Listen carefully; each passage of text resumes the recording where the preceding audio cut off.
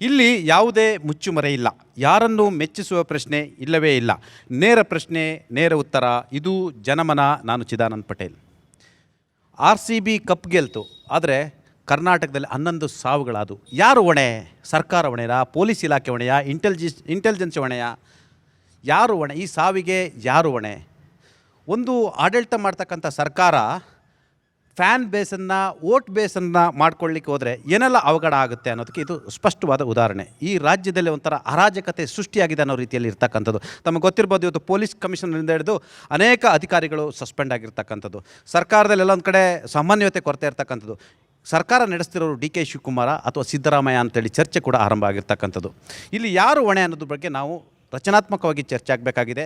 ಈ ಸಾವಿಗೆ ಯಾರು ಕಾರಣ ಅನ್ನೋದು ಕೂಡ ಚರ್ಚೆ ಆಗಬೇಕಾಗಿದೆ. ಬನ್ನಿ, ಇದ್ರ ಬಗ್ಗೆ ನಾವು ಚರ್ಚೆ ಮಾಡೋಣ. ನಾನು ಆರಂಭದಲ್ಲಿ ವಕೀಲರ ಬಳಿ ಹೋಗ್ತೀನಿ. ವಕೀಲರವರೇ, ಯಾರ ಮೇಲೆ FIR ಹಾಕಬೇಕು ಮೊದಲು? ಸಿದ್ದರಾಮಯ್ಯ ಅವರು, DK ಶಿವಕುಮಾರ್ ಅವರು, KSCA Karnataka state cricket club association, ಪ್ರಮುಖವಾಗಿ ಇವರು ಮೂವರ ಮೇಲೆ FIR ಆಗಲೇಬೇಕು. ಜವಾಬ್ದಾರಿಯನ್ನು ಇವರು ಮೂವರೇ ಹೊರಬೇಕು.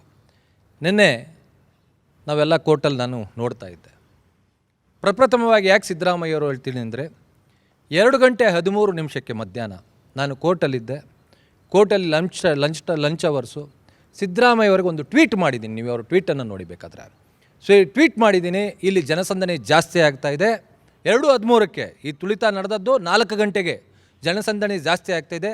First time in the history Karnataka ರಾಜ್ಯದ ಉಚ್ಚ ನ್ಯಾಯಾಲಯದೊಳಗೆ ಜನರು ಬಂದು ನಿಂತ್ಕೊಂಡಿದ್ದರು. ಉಚ್ಚ ನ್ಯಾಯಾಲಯದ ಮೇಲ್ಗಡೆ 3ನೇ ಫ್ಲೋರ್ಗೆ ಕೋರ್ಟಲ್ ನಂಬರ್ 1 ಮೇಲ್ಗಡೆ ಹೋಗಿದ್ರು ಜನರು. ಪ್ರಪ್ರಥಮವಾಗಿದ್ದು ಹಿಸ್ಟ್ರಿ. ಇದಕ್ಕೆ ಈ ಒಂದು ಅನಿಯಂತ್ರಣ, ಒಂದು ಜನಸಂಖ್ಯೆಗೆ ಕಾರಣವಾಗಿರ್ತಕ್ಕಂಥದ್ದು ಸರ್ಕಾರ ಆಗಿದೆ. ಈ ಸರ್ಕಾರ ಮೊದಲು ಹೊರೆಯನ್ನು ಹೊಡಬೇಕು. ಅದಕ್ಕೆ ಪ್ರಮುಖವಾದಂಥ ಹೆಲ್ಮ್ ಆಫ್ ಅಫೇರ್ಸ್ ಯಾರಿರ್ತಾರೆ, ಅದು ಮುಖ್ಯಮಂತ್ರಿಗಳಿದ್ದಾರೆ. ಮುಖ್ಯಮಂತ್ರಿಗಳು ಮತ್ತು ಉಪಮುಖ್ಯಮಂತ್ರಿಗಳು 11:15 ಒಂದು ಸ್ಟೇಟ್ಮೆಂಟ್ ಕೊಡ್ತಾರೆ, ನಾನು ಏರ್ಪೋರ್ಟ್ಗೆ ಹೋಗ್ಬಿಟ್ಟು ಕರ್ಕೊಂಬರ್ತಾ ಇದ್ದೀನಿ ಅಂತ. 11:15 ಕೊಟ್ಟಾಗ ವಿಧಾನಸೌಧ ಮುಂದೆ ಎಷ್ಟು ಜನ ಇದ್ರು ಅಂತ ಅವ್ರು ನೋಡಲಿಲ್ವಾ? ವಿಧಾನಸೌಧದಲ್ಲೇ ತಾನೇ ನೀವು ಕೊಟ್ಟಿದ್ದು. ಅವರು ಪ್ರಚಾರಕ್ಕೆ ಬಿದ್ದುಬಿಟ್ಟಿದ್ದಾರೆ. ಅದು ಅಂತಿಂಥ ಪ್ರಚಾರ ಅಲ್ಲ, ಅತಿಯಾದ ಪ್ರಚಾರ. ವೋಟ್ ಬೇಸನ್ನು, ಫ್ಯಾನ್ ಬೇಸನ್ನು ವೋಟ್ ಬೇಸ್ ಮಾಡ್ಕೊಳಕ್ಕೆ ಹೋದರೆ ಎಲ್ಲ ಆಗುತ್ತೆ. ಅತಿಯಾದ ಪ್ರಚಾರ ಅನ್ನೋದು ಯಾವ ಮಟ್ಟಕ್ಕೆ ಆಯ್ತು? 11 ಜನರಿಗೆ ಸಾವಿಗೆ ಕಾರಣ ಆಯಿತು. ಇಡೀ ಸರ್ಕಾರ ಅವತ್ತಿನ ದಿನ ಸಂಪೂರ್ಣವಾಗಿ ವಿಫಲವಾಗಿತ್ತು.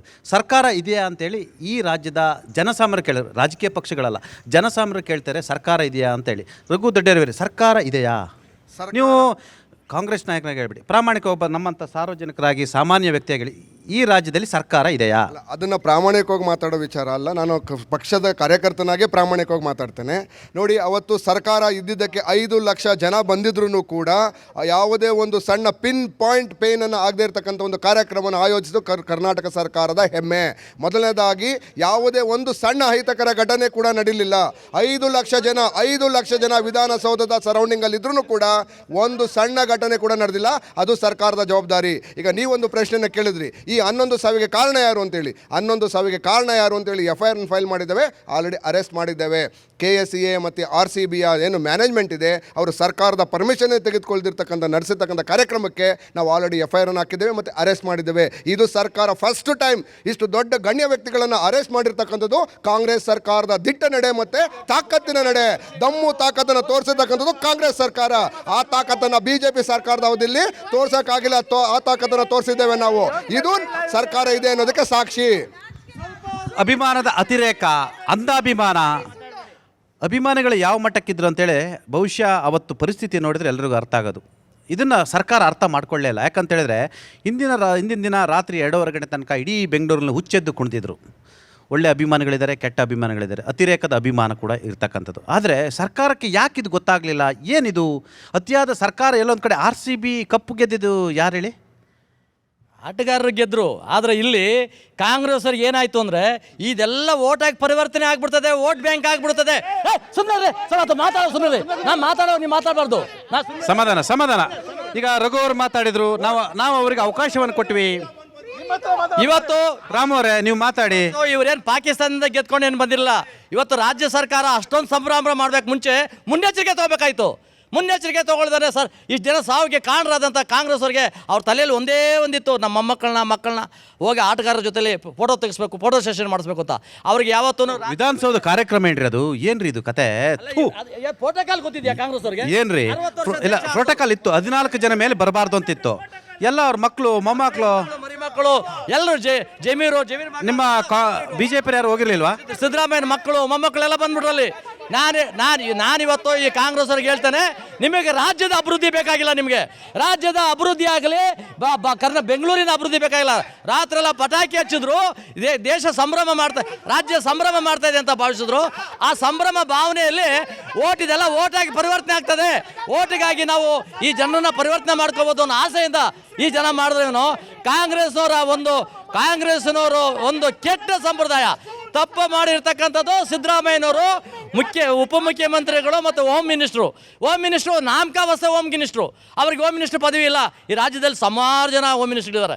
ಜಿಲ್ಲೆಗೆ ಹೋಮ್ ಮಿನಿಸ್ಟರ್. ದಲಿತರಿಗೆ ಮಾಡಿರ್ತಕ್ಕಂಥ ಅವಮಾನ ಅಲ್ಲ ಸರ್? ಅವಮಾನ. ಹಿಂದೆ ರಾಮಲಿಂಗಾರೆಡ್ಡಿ ಅವರು ಹೋಮ್ ಮಿನಿಸ್ಟರ್ ಆಗಿದ್ರು.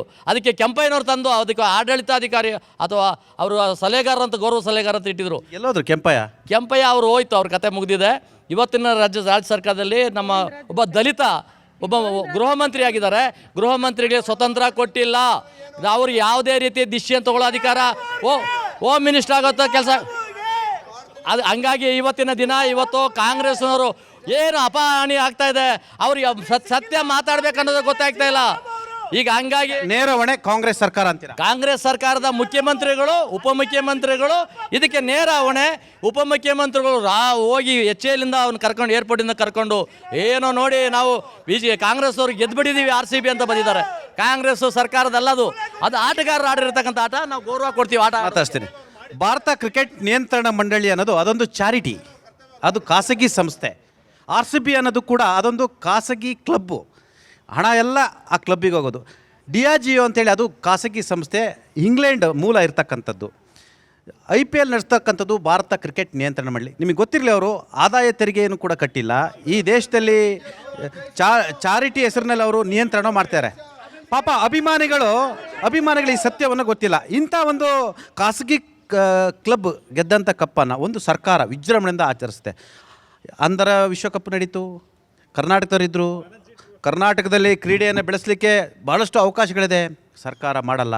ಎಲ್ಲ ಒಂದು ಕಡೆ ಇಂಥ ಲಾಭವನ್ನು ಪಡೀಲಿಕ್ಕೆ ಹೋಗಿ ಇವತ್ತು ಇಂಥ ಸ್ಥಿತಿ ಆಯಿತು. ಈ 11 ಸಾವಿಗೆ ಹೊಣೆಗಾರ ನೀವು ಯಾರನ್ನು ಮಾಡ್ತೀರಾ? ಮೊದಲನೇದಾಗಿ ಸರ್, ಈ ದೇಶದಲ್ಲಿ ಪೆಹಲ್ಗಾಮ್ ಅಟ್ಯಾಕ್ ಆಯಿತು. ಅಟ್ಯಾಕ್ ಆದಾಗ ಈ ದೇಶದ ಯುವಜನರು ಒಂದಾಗಿರಬೇಕು, ದೇಶದ ಪರವಾಗಿ ನಿಲ್ಲಬೇಕು.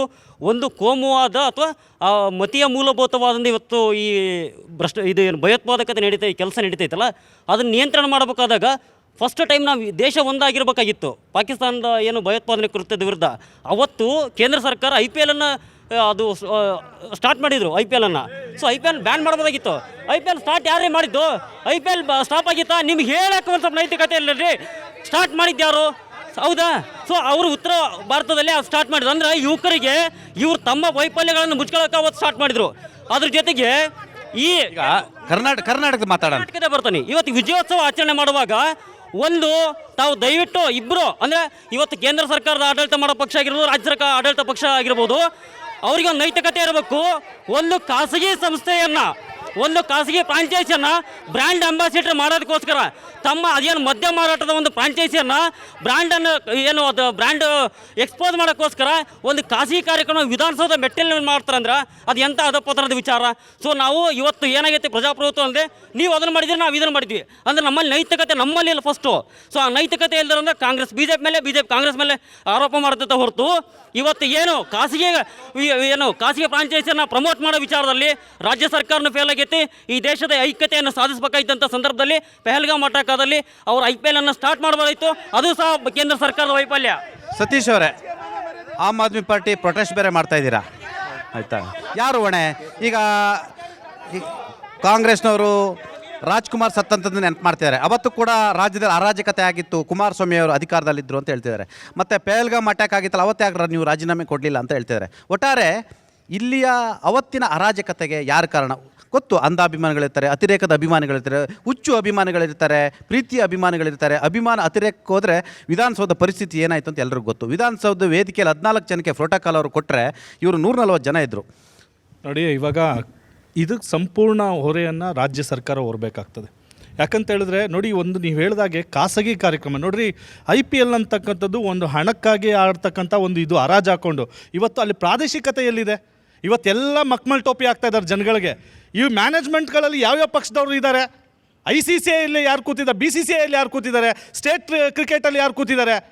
ಪ್ರಾದೇಶಿಕತೆ ಹೆಸರು ಹೇಳ್ಕೊಂಡು ಪ್ರಾದೇಶಿಕತೆಯಲ್ಲಿ 3 ಜನನ ತಗೊಂಡಿಲ್ಲ. 3 ಜನ ಕನ್ನಡಿಗರ ಆಟಗಾರನ್ನ ಇಟ್ಕೊಂಡು ಅವ್ರನ್ನೇ ನಾವು ಮೆರೆಸ್ತಾ ಇದ್ದೀವಿ. ಬರ್ತಕ್ಕಂಥ ಆದಾಯ ಯಾರಿಗೂ ಹೋಗ್ತಾ ಇದೆ? ಸರ್ಕಾರಕ್ಕೆ ಟ್ಯಾಕ್ಸ್ ಎಕ್ಸಂಪ್ಷನ್ ಕೊಡ್ತಾ ಇದೆ. ಬಡವ್ರ ಹತ್ರ ಸುಳಿತಾ ಇದ್ದಾರೆ ಬೆಲೆ ಏರಿಕೆಗಳನ್ನ ಮಾಡಿಕೊಂಡು.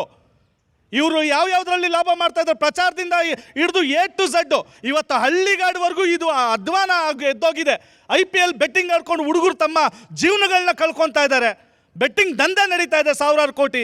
ಸಮಾಜ ಅರಾಜಕತೆ ಹತ್ತ ಹೋಗ್ತಾ ಇದೆ. ಒಂದು ಕಡೆ ಈ ಸರ್ಕಾರ ಇಂಥದಕ್ಕೆ ಯಾಕೆ ಪುರಸ್ಕಾರ ಮಾಡಬೇಕಾಗಿತ್ತು? ನೀವು ವಿಧಾನಸೌಧದಲ್ಲಿ ಸ್ಟೇಜ್ ಹಾಕಿ ನೀವು ಯಾವ ಪ್ರೋಟೋಕಾಲ್ ಫಾಲೋ ಮಾಡಿದ್ರಿ? ಮಿನಿಸ್ಟ್ರ್ ಮಕ್ಕಳುಗಳನ್ನ ಮತ್ತು ಅಧಿಕಾರಿಗಳ ಮಕ್ಕಳನ್ನ ಯಾವ ಪ್ರೋಟೋಕಾಲ್ ಮೇಲೆ ಕೂರಿಸಿ ಫೋಟೋ ಸೆಷನ್ ಮಾಡಿದ್ರಿ? ನಿಮ್ಗೆ ಯಾಕೆ ಅಷ್ಟು ದಾವಂತ ಇತ್ತು? ನಿಮ್ಗೆ ಯಾರು ಸಲಹೆಯನ್ನು ಕೊಟ್ಟರು? ಇವಾಗ ಒಬ್ಬೊಬ್ಬರಾಗಿ ಬಲಿಪಶು ಕೊಡ್ತಾ ಇದ್ದಾರೆ, ತಲೆದಂಡ ಆಗಬೇಕು. ಆದರೆ ರಿಪಬ್ಲಿಕ್ ಆಫ್ ಬೆಂಗಳೂರು ಯಾರು ಮಾಡಿದ್ದಾರೆ? ಅವ್ರ ತಲೆದಂಡ ಆಗಬೇಕು. ಗೃಹ ಮಂತ್ರಿಗಳು ಎಲ್ಲೋಗಿದ್ರು? ತಮಾಷೆ ಮಾಡ್ತಿದ್ದಾರೆ. DK ಶಿವಕುಮಾರ್ ಅವರ ತಲೆದಂಡ ಮಾಡ್ಲಿಕ್ಕೆ ಆಗುತ್ತೇನ್ರಿ? ಇವಾಗ ಸಾಧ್ಯನಾ? ನೋಡಿ, ಇವತ್ತು ಬೆಂಗಳೂರಿನಲ್ಲಿ ಅವ್ರು ಹೇಳ್ತಾರೆ, ಏನೇ ಆದ್ರೂ ಬೆಂಗಳೂರಿಗೆ ಇವತ್ತು ಕಿಂಗ್ ಅಂತ ಹೇಳ್ತಕ್ಕಂಥದ್ದು. ಇವತ್ತು ಯಾರ ಹಸ್ತಕ್ಷೇಪನೂ ಇಲ್ಲ. ರಿಪಬ್ಲಿಕ್ ಆಫ್ ಬೆಂಗಳೂರು ಓನರ್ ಯಾರಿದ್ದಾರೆ ಅವ್ರು ಕೊಡ್ಬೇಕು. ಹೆಸರು ಹೇಳ್ರಿ, ನೀವು ಹೆಸರು ಹೇಳ್ಬೇಕು. ಶಿವಕುಮಾರ್ ಅವರು, DK ಶಿವಕುಮಾರ್ ಅವರು ಇವತ್ತು ಆ ಕಾರ್ಯಕ್ರಮ ಆಯ್ತು. ನೀವು ವಿಧಾನಸೌಧದಲ್ಲಿ ಮಾಡಿರೋ ಪ್ರೋಟೋಕಾಲ್ ಏನೋ ಹೇಳ್ತಾ ಇದ್ದಾರೆ. ಹೌದು, IPL 18 ವರ್ಷ ಗೆದ್ದಿದೆ. ಬೆಂಗಳೂರು ಕರ್ನಾಟಕದವ್ರಿಗೆ ಒಂದು ಭಾವನಾತ್ಮಕ ಸಂಬಂಧ ಇರಲಿ, ಭಾವನಾತ್ಮಕ ಸಂಬಂಧ ಸೈಡ್ಗಿಡಿ. ಪ್ರೋಟೋಕಾಲ್ ಅನ್ನ ಮಾಡ್ಬೇಕಾದ್ರೆ ಎಷ್ಟು ಅವ್ಯವಸ್ಥೆಯಿಂದ ಕೂಡಿತ್ತು ಅಂತ ಹೇಳಿದ್ರೆ, ಒಂದು ಕಡೆ ಕಾರ್ಯಕ್ರಮ ಮಾಡ್ಬೇಕಿತ್ರಿ. ಕಾಂಗ್ರೆಸ್ ಗೆಳೆಯರಿಗೆ ಹೇಳಿ ಮಾಡಿದ್ರಿ, 2 ಕಡೆ ಯಾಕೆ ಮಾಡಿದ್ರಿ? ವಿಧಾನಸೌಧದಲ್ಲಿ ಸ್ಟೇಜ್ ಹಾಕಿ ಮಾಡಿದ್ರಿ, ಜನ ಅವ್ಯವಸ್ಥೆ ಆಯ್ತು. ಅನುಮತಿ ಕೊಟ್ಟಿದ್ಯಾರು? ಅನುಮತಿಯನ್ನ ಕೊಟ್ಟಿದ್ಯಾರು? ಅನುಮತಿ ಕೊಟ್ಟಿದ್ಯಾರು ಹೇಳ್ರಿ? ನಾಚಿಕೆ ಆಗಲ್ವಾ ನಿಮ್ಗೆ? ನಾಚಿಕೆ ಆಗಲ್ವಾ ನೀವು? ನಾಚಿಕೆ ಆಗಲ್ವಾ? 2 ಕಡೆ ಯಾರು ಅನುಮತಿ ಕೊಟ್ರು? ಒಂದು ಕಡೆ ಮಾಡಬೇಕಾಗಿತ್ತು.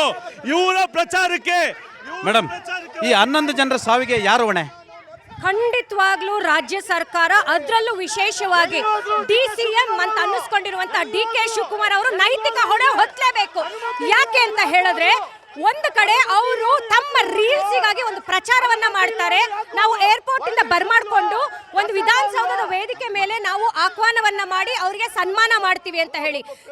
ಹೈಕೋರ್ಟ್ ಅಲ್ಲಿ ಈ ವಿಚಾರ, ಒಂದ್ ನಿಮಿಷ ಸರ್, ನೀವು ಮಾತಾಡ್ಬೇಕಾದ್ರೆ ಕೇಳಿಸ್ಕೊಂಡು ತಡೀರಿ. ಹೈಕೋರ್ಟ್ ಅಲ್ಲಿ ಮೊದಲನೇದಾಗಿ ಆಮ್ ಆದ್ಮಿ ಪಕ್ಷದ ಯುವ ಘಟಕದ ಅಧ್ಯಕ್ಷ ಲೋಹಿತ್ ಅವರು ಕೇಸನ್ನ ಫೈಲ್ ಮಾಡ್ತಾರೆ. ಅದಾದ್ಮೇಲೆ ಮಾರನೇ ದಿನ ನಾವು ಹೋಗಿದ್ದೀವಿ, ನಾನೇ ಖುದ್ದಾಗಲಿದ್ದೀನಿ. ಹೈಕೋರ್ಟ್ ಕೇಳಿದಂತ ಮೊದಲನೇ ಪ್ರಶ್ನೆ, ನಿಮ್ಮ ಹತ್ರ SOP ಇತ್ತ? ಒಂದು 10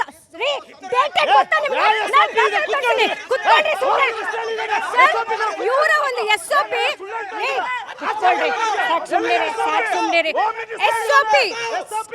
ನನ್ನ ಪ್ರಕಾರ ಕಾಂಗ್ರೆಸ್ ಸರ್ಕಾರಕ್ಕೆ, ಆಡಳಿತ ಮಾಡೋ ಸರ್ಕಾರಕ್ಕೆ SOP ಅಂದ್ರೆ ಗೊತ್ತಿಲ್ಲ.